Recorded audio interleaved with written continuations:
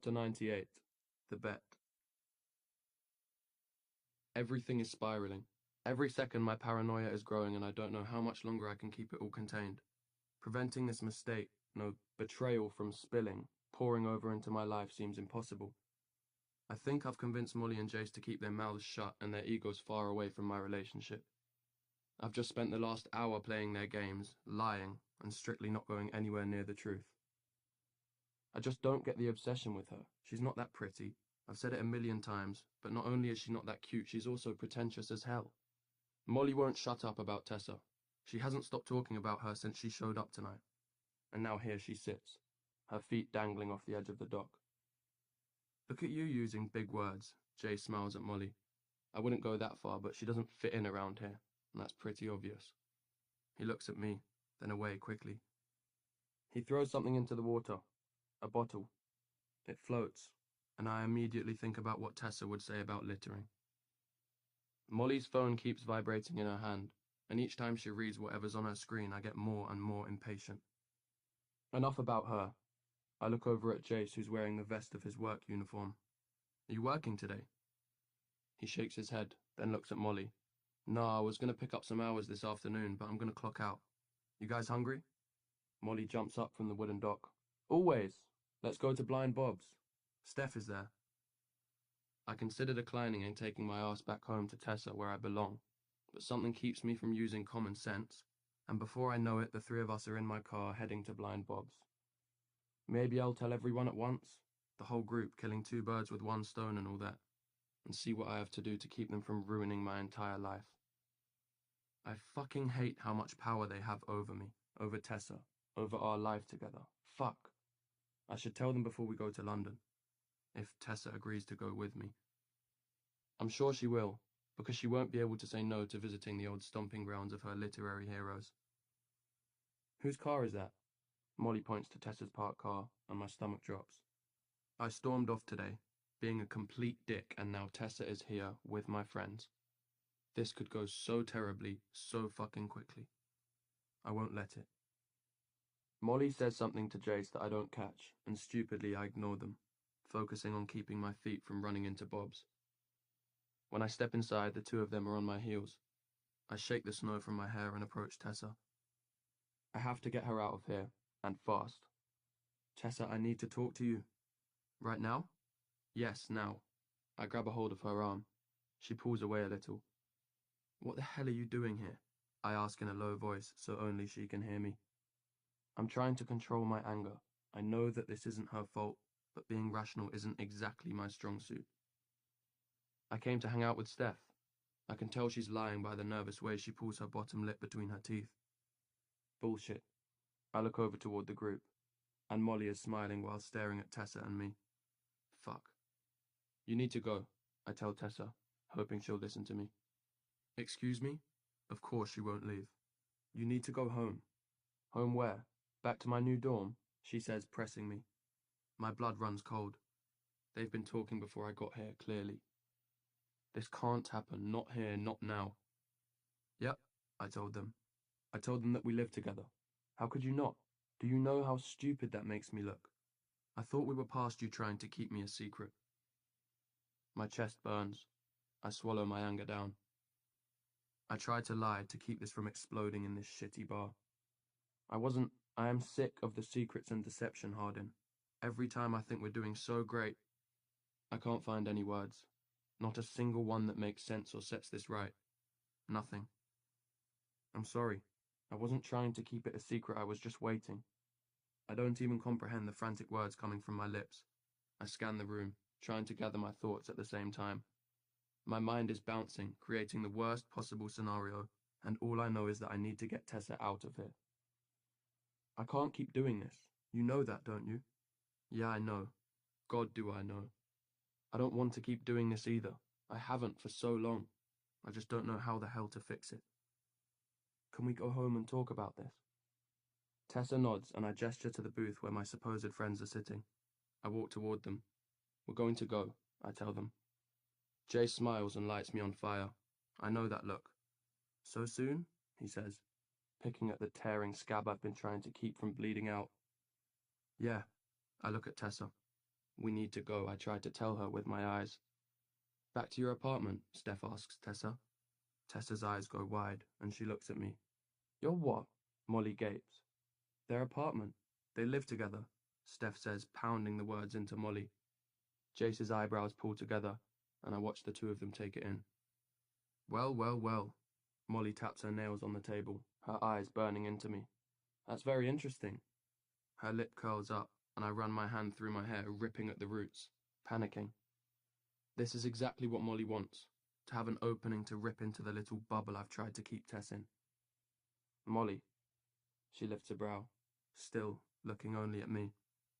You're really taking this whole thing a little far, aren't you? I don't know what I'm saying, but my mouth is moving. Molly, I swear to God, if you don't shut the fuck up. What thing? What is he taking too far? Tessa asks, her voice cracking at the end.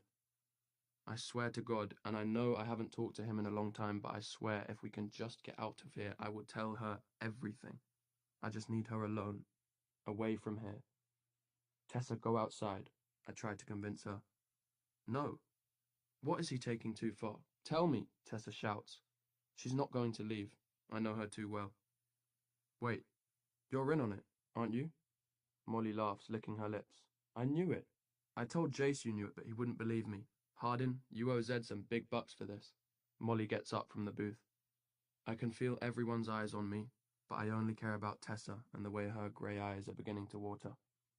With a shaky voice, Tessa asks, Knew what? I try once again to remove her from the chaos. This time I reach for her arm, and she jerks away. Molly seems to get a kick out of Tessa standing so close, challenging her.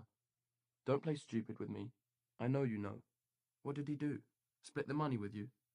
Tessa, I touch her fingers, hoping that I can bring her back to me, but she moves my hand away. Tell me, what is she talking about? Any hope of words coming from my mouth disappears. I try to speak, but I can't. Molly cackles. Oh my God, you really don't know? Oh, this is amazing. Everyone pull up a seat. Molly, don't, Steph pleads. I can't speak. What the fuck is wrong with me? Molly doesn't stop. I knew she wouldn't. You sure you want to know, Princess? Tell me, Tessa demands again.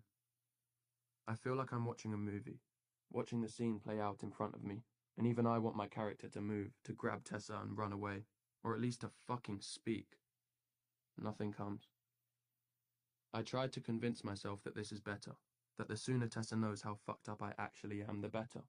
For her. At least I don't have to say it. I don't have to say anything. Yes, I'm a coward, but we all already know that. Molly shatters that last plan of mine. No, I think Hardin should tell her. I second that, Jay says, lifting a beer into the air. Go on, Hardin. Tell her. It wouldn't help anything to use physical violence right now. It wouldn't help anything to knock Jace's teeth out.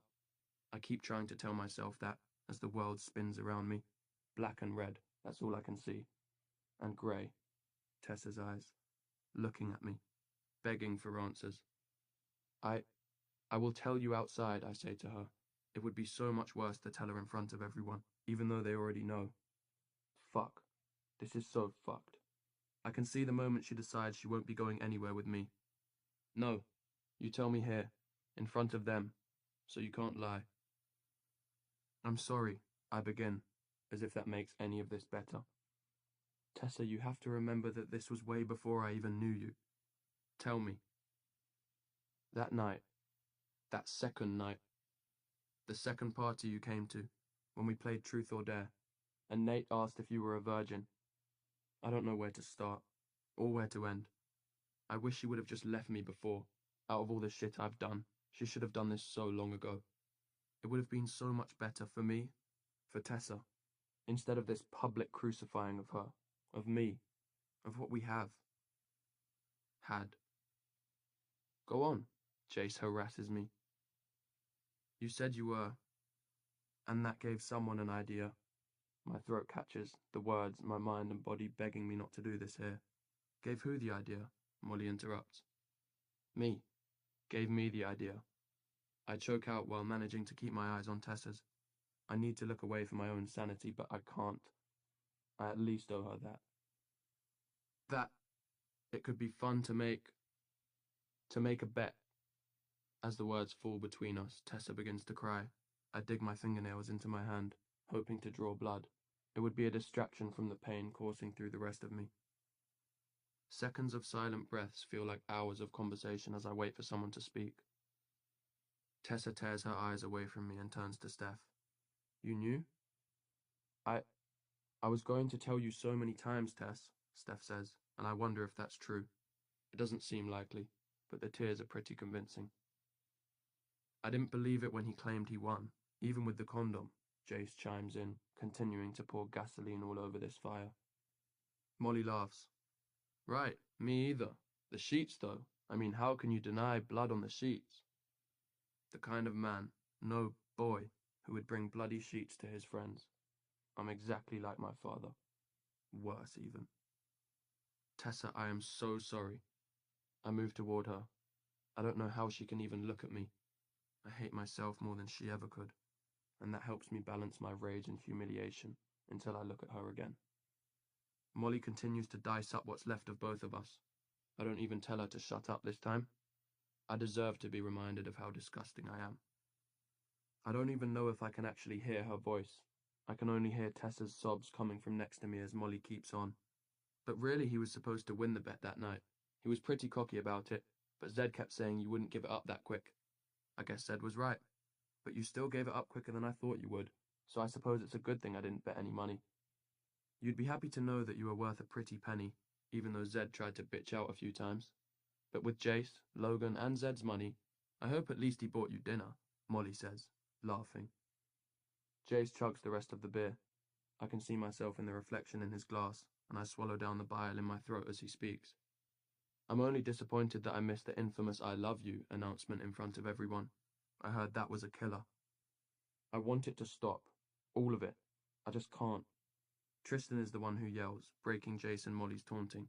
Shut the fuck up. Fuck you guys. She's already had enough. Baby, please say something, I manage to say. Tessa's expression tells me that my words are knives to her. Don't you fucking dare call me that. How could you do this to me? You...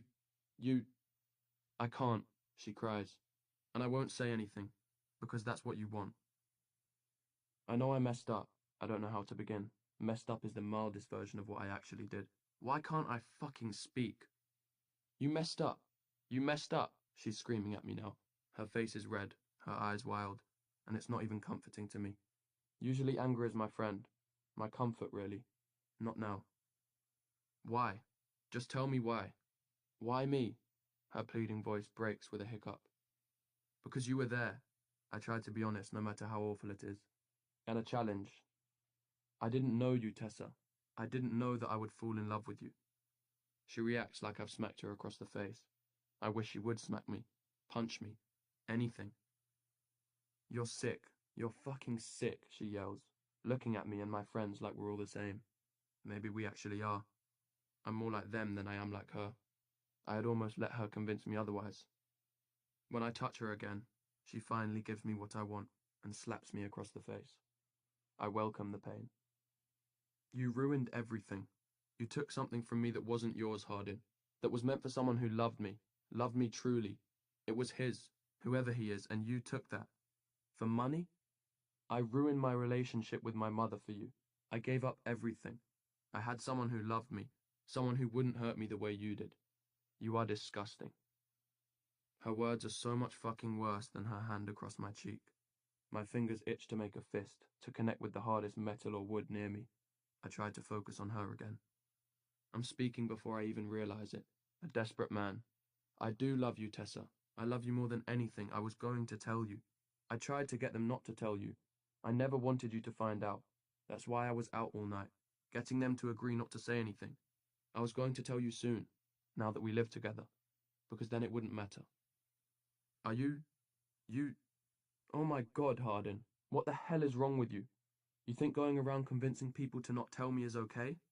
The fact that I wouldn't know would make it all okay? You thought that if we lived together, I would let this go? That's why you were so determined for my name to be on the lease. Oh my God, you are sick. Her eyes spark, and she looks up, then back at me. That's why you went and got my stuff for me, from my room, because you were afraid Steph would tell me. Not exactly, Tessa. I just wanted to keep you hidden. I keep the words to myself. What did you do with the money, Hardin? I shouldn't tell her. Tell me. She doesn't give me a choice. Your car, the paint, and the deposit for the apartment? I thought if I was going to tell you so many times. Once I knew it wasn't just a bet anymore. I love you. I loved you the entire time, I swear it. You kept the condom to show them, Hardin. You showed them the sheets. The bloody fucking sheets. She pulls at her hair. Oh my God, I'm such an idiot. While I was reliving every detail of the best night of my life, you were showing your friends the sheets. I know. I don't have any excuse. But you have to forgive me. We can figure this out. I try. I know she's beyond that, but I'm still delusional and everything is happening too fast. Forgive you, she laughs. The laugh isn't real, but that makes it worse. You've ruined my entire life. You know that, don't you? Oh, of course you do. That was your plan the entire time. Remember? You promised you would ruin me. So congratulations, Hardin. You have. What should I give you? Money? Or should I find another virgin for you? Fuck. My eyes burn. My body is determined to fold in on itself. Tessa, please. You know I love you. I know you do. Let's go home. Please, and I'll tell you everything. Home? That isn't my home. It never has been. We both know that. What can I do? I'll do anything. I move my knees without a thought. I will beg her. I will plead with her until I'm blue in the face and the bar is closed and the snow is melted. I'll stay here, on my knees, long after winter leaves if I have to. You? Nothing. There is nothing you can do for me anymore, Hardin. Does she mean it? Will she always feel that way? The door opens behind her, and Zed walks in just as she tries to escape the bar. Everything after he touches his hands to her shoulders is a blur. No matter how much sense I try to make out of what's happening, I can't seem to. I try to get up, to stop her, but she disappears with him, and there's absolutely nothing I can do. Steph tries to talk to me. Hardin, I'm sorry that happened. Get up, man, Jace says. I can barely hear any of them. All I can hear is the wind chipping outside, taking the only good thing in my life far, far away from me.